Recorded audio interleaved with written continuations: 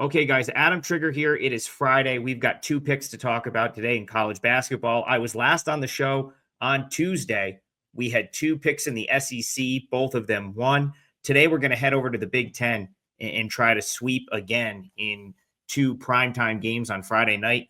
First, I want to tell you about a special we have going on at WagerTalk. It's buy 3 days. You get a free day. So 3-day all access. We throw in a fourth day. It's going to get you Friday, Saturday, Sunday, Monday. All of the NFL playoffs and a billion college basketball games. There's 147 college basketball games on Saturday. I'm going to have a bunch of plays there, and I feel like I'm overdue for a big weekend. So it's going to start tonight. I've already got best bets up for Friday. Take advantage of that special. Buy 3 days, get one free. All right, we're going to the Big Ten, and we're going to talk about these games separate, but we're also going to talk about like my general theory in looking at both of these games. So you've got UCLA hosting Iowa. You've got Ohio State hosting Indiana. And I think the main thing here is how much are you willing to overpay for the desperate home spot? Because you've got essentially the same spot in both. So let's start with Ohio State and Indiana. Ohio State comes in off back-to-back losses. Both were good games. They were both tight games, one possession games.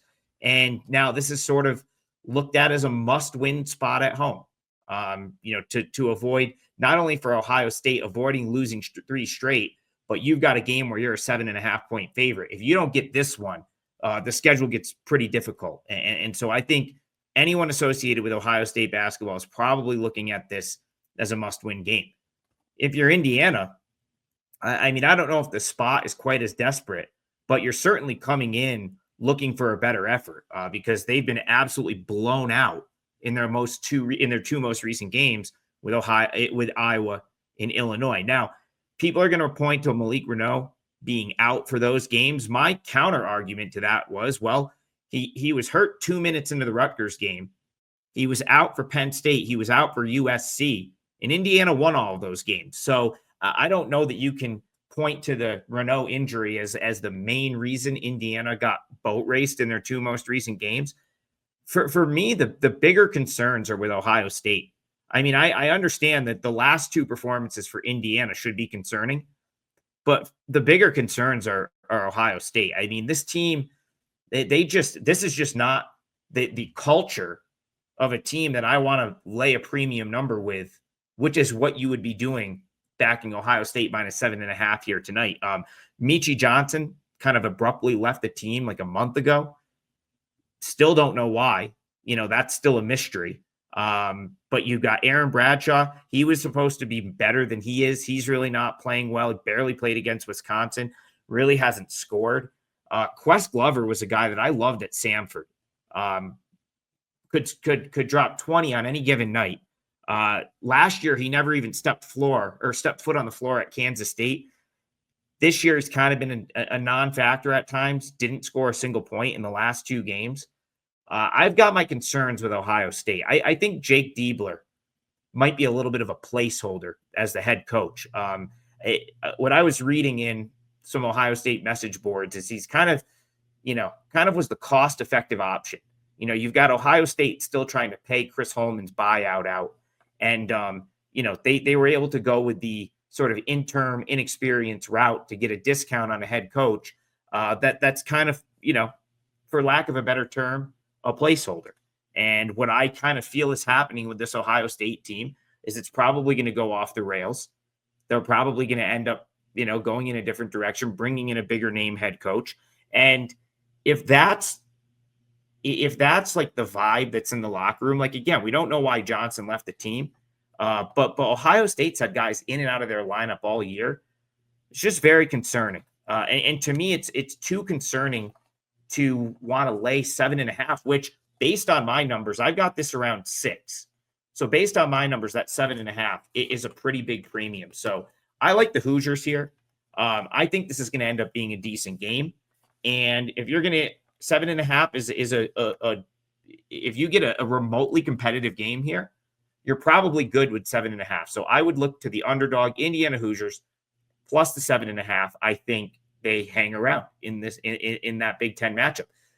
The funny thing is, the other Big Ten game is almost the same sort of conundrum you're in, because you got to ask yourself, can I pay a massive spot premium here to back UCLA?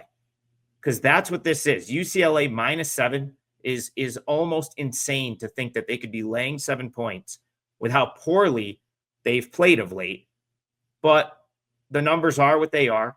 UCLA, in my opinion, is still inflated from earlier in the year when their defense was playing much better, with those wins over Gonzaga, Arizona, Oregon. I think the UCLA numbers are still quite inflated, even with this losing streak. I don't think the market has caught up. Now, could they blow Iowa out? Yeah, they definitely can. If UCLA shows up, plays their best game, like we kind of know Iowa can give points up in a hurry. That's been their issue this year, is getting stops on the defensive end. The issue I have with thinking that that's what's going to happen tonight is twofold. So first, I think the UCLA problems are internal. They're off the court. I don't think the numbers can quantify what's going on in that locker room. Mick Cronin went the route of calling his players out publicly after the Michigan game. Listen, that's an interesting, it's always a touchy sort of way to handle something.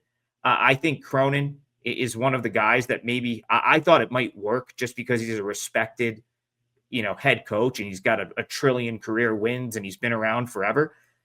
If you watch this team play the last couple of days, I don't think they really responded to that. So that's issue number one. Did he lose the locker room a little bit by calling out players, by calling out coaches for their basically for their heart, for their investment in the program? I don't know if that worked. And if it didn't, if it fell flat and it didn't work, then he may have done more bad and good than good by doing that. The second thing is this: UCLA just doesn't run any offense. And that's going to be the problem here, I think, because Iowa has the analytics on Iowa's offense. They're a top 10 offense. I mean, this Iowa team can score points.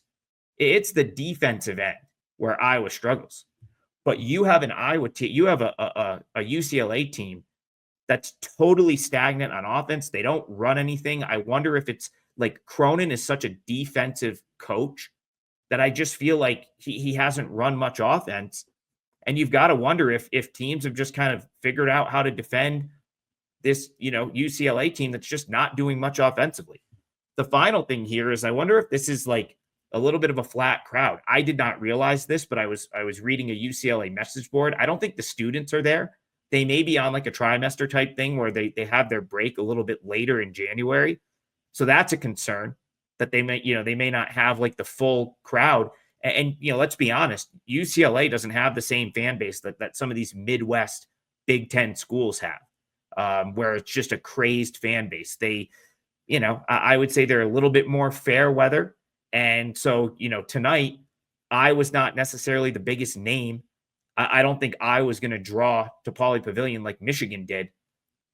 That's a concern. Are you going to give UCLA full marks for home court under those circumstances?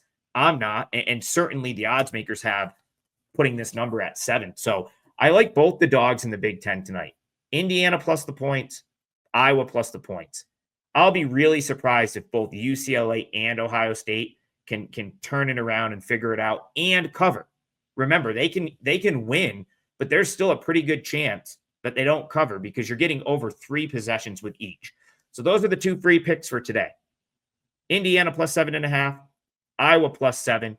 I wouldn't be that surprised if one of them won outright, but I do think both keep it competitive and cover the number. Please don't forget to like and subscribe to the WagerTalk YouTube channel, and also go to my page, grab the 3-day all access, get yourself a free day, and let's have a great weekend. We'll see you guys next time.